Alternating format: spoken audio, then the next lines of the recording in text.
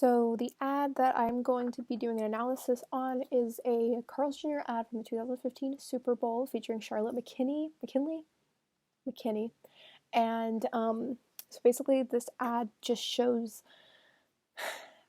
this model like woman walking through a farmer's market, and there's like different things at the market that are like covering her up basically, so you can't see like her private parts basically.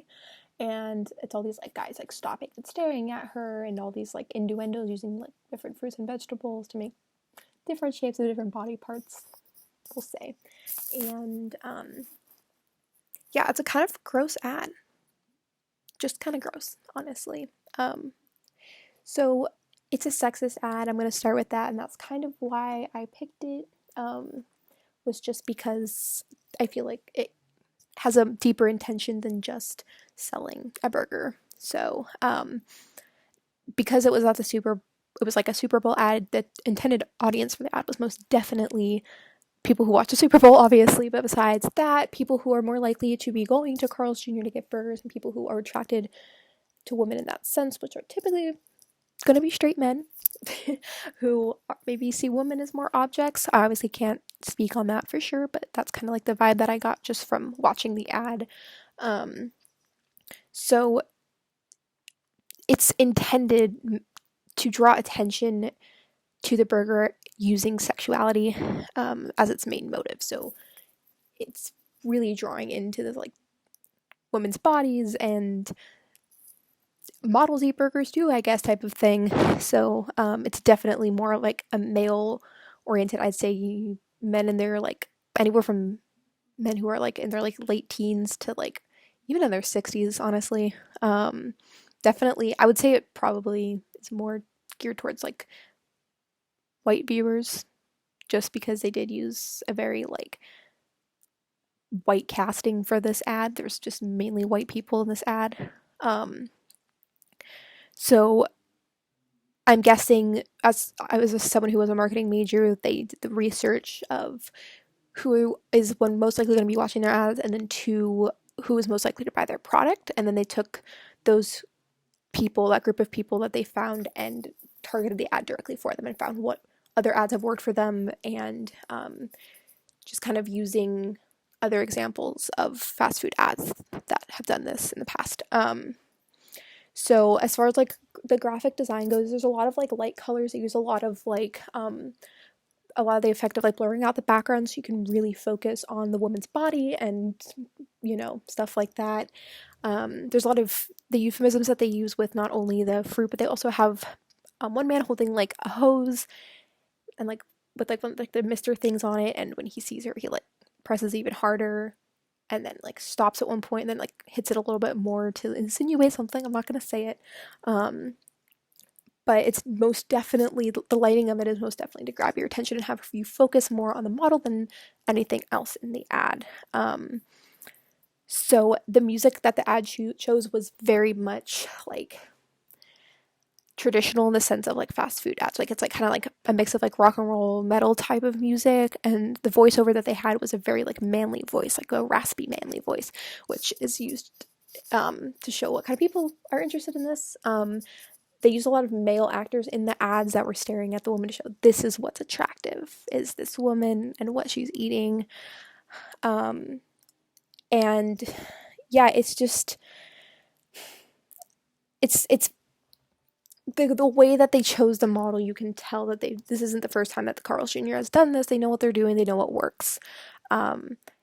Super Bowl ads specifically are thought through a lot more than other ads, just because they were shown to a wider audience. So that is why they chose a very specific model that they knew people were going to want to see. So while the ad is mainly trying to persuade you to buy this burger by saying, hey, look, this hot lady is buying this burger, another point of the ad is to just kind of get people to want to be at Carl's Jr. and to buy stuff from Carl's Jr. If they use a hot model, they're more likely to get people buying their food.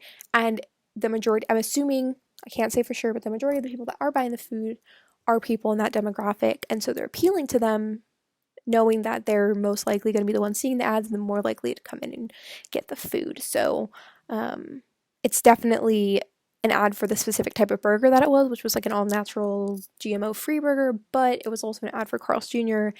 And it also kind of insinuated and like perpetrated the stereotype that women are objects more than anything. A lot of Super Bowl ads in general are pretty sexist, and I think that this just kind of like proves that even more. It's to kind of show, it was really to emphasize the all natural thing to the way that they did the ad of her walking around half naked. They reveal her at the end wearing like very minimal clothing, and she was like, I like to keep it all natural. So it's like to promote healthy eating, all natural eating, and saying like, oh, she's a model. She only eats healthy. So this is a healthy burger, even though it's obviously not. It's manipulating the audience into thinking that this is a way, like this is who's going to be eating the food, and like this is why they should eat it too. I think another like underlying thing about this ad that isn't recognized a lot in media is how it affects women and their ideas of how their body should look. I think obviously not all men, but there's a decent amount of men in the world who, you know, have a very specific type of woman that they want, and a very specific body type that they kind of like want. And I think that this ad just kind of perpetrates that more and shows women that this is how they need to look. Which, if you're eating burgers like that, it'd be really hard to look like a model, because models are trained from the time that they're very young to lose weight and to look a certain way. So I don't think that that's a like it's not a good thing the way that they're showing it. It's definitely, it's not an intentional part of this ad. It's not intentional, like intentionally trying to say like, hey women, you need to look like this, but underlying they know that it's not just going to be men seeing this ad.